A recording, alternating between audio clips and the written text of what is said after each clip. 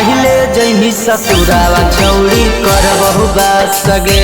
बिना बतहिले जैनी ससुरावा छौड़ी करबहु बात सगे।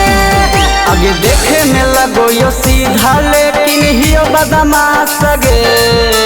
देखे में लगो यो सीधा लेकिन हियो बदमाश सगे। बिना बतहिले जैनी ससुरावा छौड़ी करबहु बात सगे। बिना बतहिले जैनी ससुरावा छौड़ी करबहु बात सगे।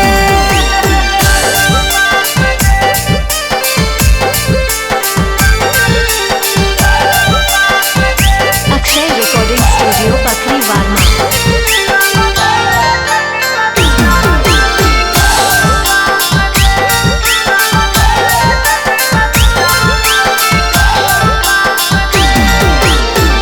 जलम से ज्यादा तोरा करो हियो हम याद गे। जदि नहीं मिलनी छौड़ी कर देबो बर्बाद गे।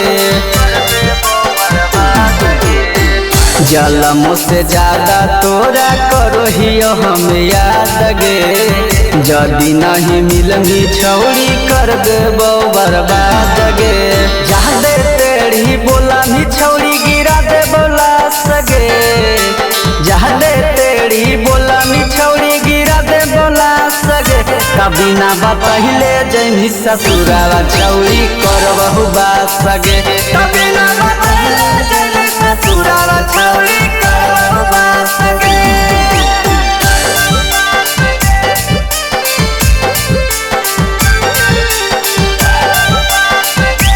अक्षय रिकॉर्डिंग स्टूडियो पथरी वार्मा।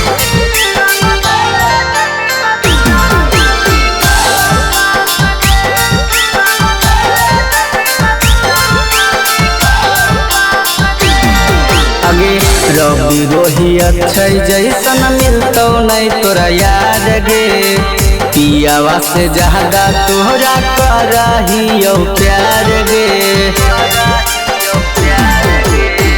रवि रोही कीरी से जैसन मिलतो नहीं तोरा याद गे।